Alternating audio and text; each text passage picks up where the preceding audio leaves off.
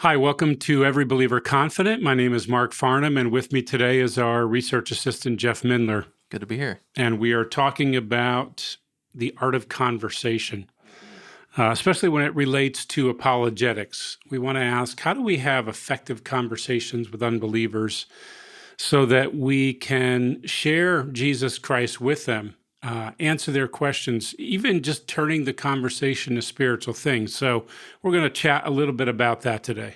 Yeah, and I think it's important as we set out to recognize that this is a skill that can be developed and can be improved on. And I think you and I would probably both admit, this is something we're still growing on and continuing to learn. And so be encouraged, if you're not used to this, it is something you can grow in and learn. And so we're all growing and learning in that regard. And so we want to try to help encourage one another in our conversations to grow and advance. That's right.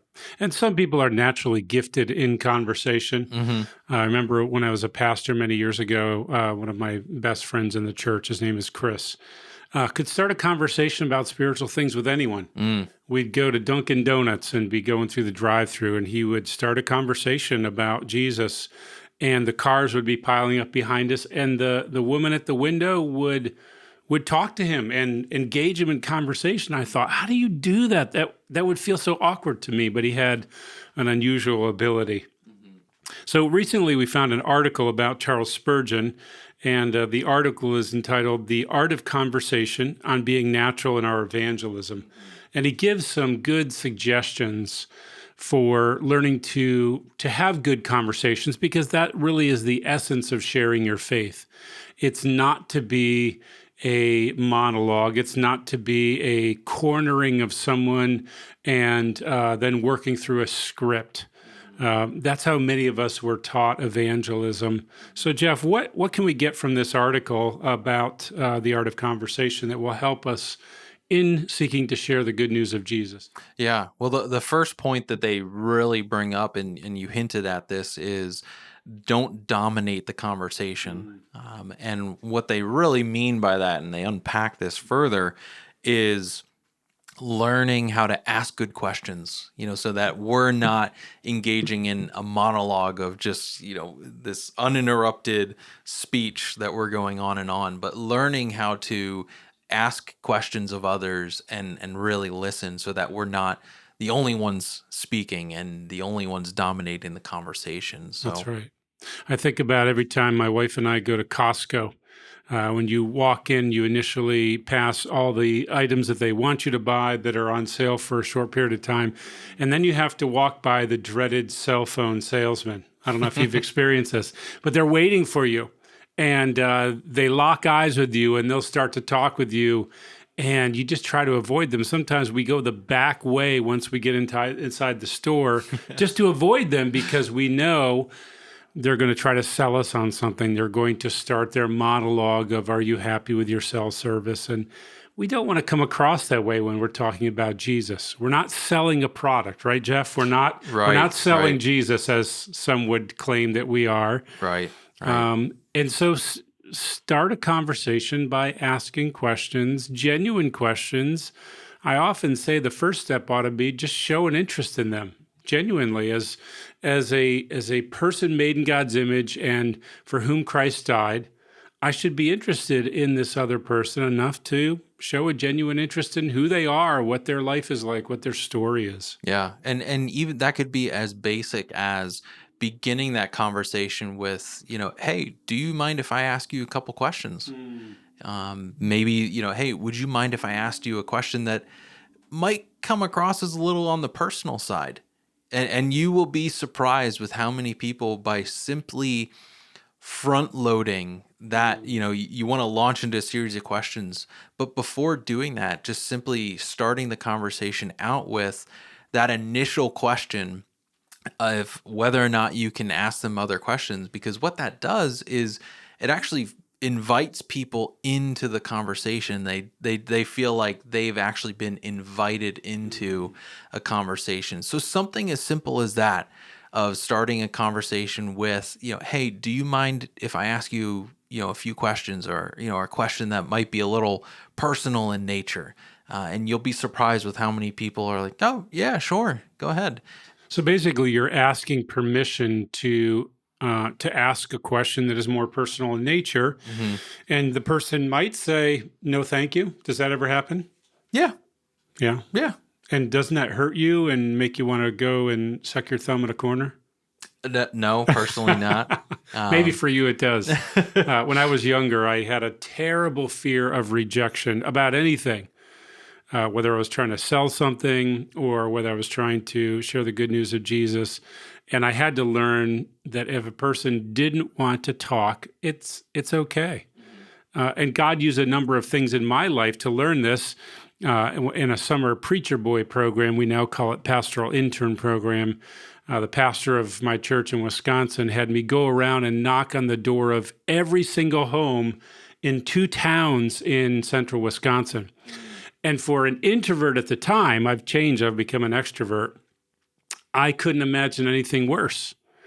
And I had to wear a suit, and Wisconsin in the summer is about 100% humidity constantly.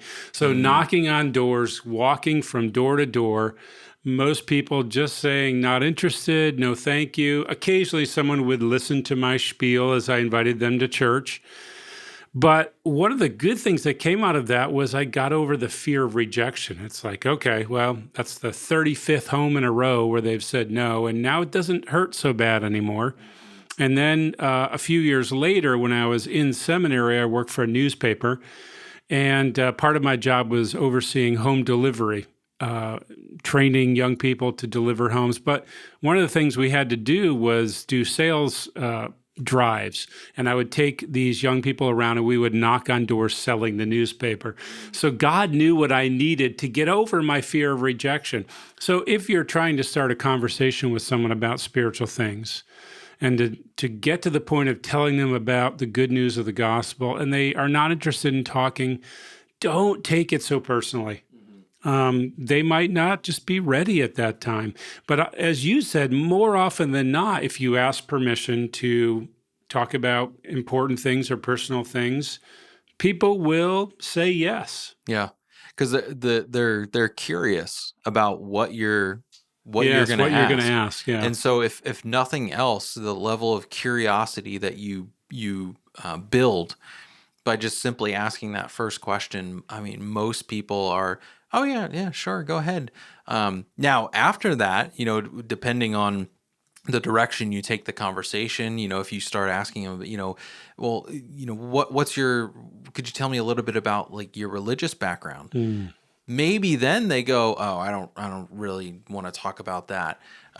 But you got past that first initial step. And if they don't want to talk about it at that point, just, then that aspect of, the rejection part, but it doesn't sting as much. And, we can still pray for that individual that, maybe, Lord, soften their heart and then bring somebody else along. If you don't really know them, you don't know if you'll have another conversation with them again, but the Lord can bring somebody else, to potentially pick up that conversation and build upon it. So that's the beauty of serving and worshiping a sovereign God is we can trust Him, that He will accomplish His purpose. And maybe I get, just an inch with this person, but then the next person that comes along, they get a foot. And it just keeps you building and building, and we can trust that God is sovereign and He will accomplish His plans. That's good. One of the things we've talked about in other videos is the importance of questions. When I teach people how to share their faith, one of the hardest things is to get them to stop talking. Yeah. Many people have this monologue mindset. I've got to tell the whole story of the gospel from beginning to end, and then put the person on the spot at that moment to believe right then and there, as opposed to asking questions that lead toward an interest in spiritual things. And there's a well-known apologetics book entitled Making Faith Magnetic by Dan Strange. And it's one of many books that talk about the big questions of life. So if I'm talking to someone, I might not ask them right away, do you know who Jesus is? Or, who do you think Jesus is? Although those are good questions as well. But I might ask the person, why do you think we're here? And let them talk, let them answer. What you'll find as they give an answer is you'll discover where they are spiritually, what they're thinking, what they believe. So why are we here? Or something like, how does a person find purpose? Or a question like, what do you think happens to us when we die? Or a question like, what do you think is wrong with the world? I like this one because everyone, regardless of their religious belief, thinks that the world is not the way it's supposed to be. So ask the person, what do you think is wrong with the world? And let them answer and ask some follow-up questions. And then along with that, what do you think would make things right? Like, we all hope that the world will become a better place. What will it take to really make it heaven on earth, to be a place of perfection? And let that person answer. And what you'll find is they will say things that'll open up more questions, where ultimately then we can turn it around and say, here's what I believe is the answer. The answer is we're estranged from the God who made us to be in covenant fellowship with him. And God has acted in Jesus Christ to draw us back to him. And only when a person believes in Christ is he restored to God. And our hope then is in the return of Jesus Christ, who will make all things right. Yeah. And another great question, to add to that list of really good questions too. One that came to mind is just asking people a little bit more direct, but just simply asking them, do you think that God exists? And what is he like? You'll be surprised, I think, just the amount of people. Even I find this ironic, talking with atheists that have a very strong belief that God doesn't exist, but they are more than willing to tell you, what they think of the God of the Bible and why they reject him and such. So they're more than willing to talk. So even that question of, do you think God exists and what is he like? Is another great question to get the conversation really steered towards those spiritual matters as well. Yeah. Well, we hope through this video you're encouraged to start conversations with those who don't know Christ. Not every conversation results in the ability to share the good news of Jesus, but think of it, as we've talked about in previous videos, think of it as planting seeds. Every opportunity I have to have a conversation and to bring up spiritual things is a seed planted. And because our trust is in the Holy Spirit of God to work in that person's life, to draw them to an awareness of their guilt and their need for Christ, I can just play my part in every conversation. So I might have multiple conversations with the same person or just one. This happens when I fly on an airplane or, I'm at a train station or coffee shop. And it's God who's doing the work of saving people in this world, reconciling people to himself. And I have a part to play, and God invites me to participate in that person's salvation for my joy. And therefore, I should approach any situation as an opportunity for a conversation, and I'll go as far in that conversation as they'll let me. And if they say, I don't want to talk about this anymore, that's okay as well. And I get to have the joy of participating in sharing the good news of Jesus Christ.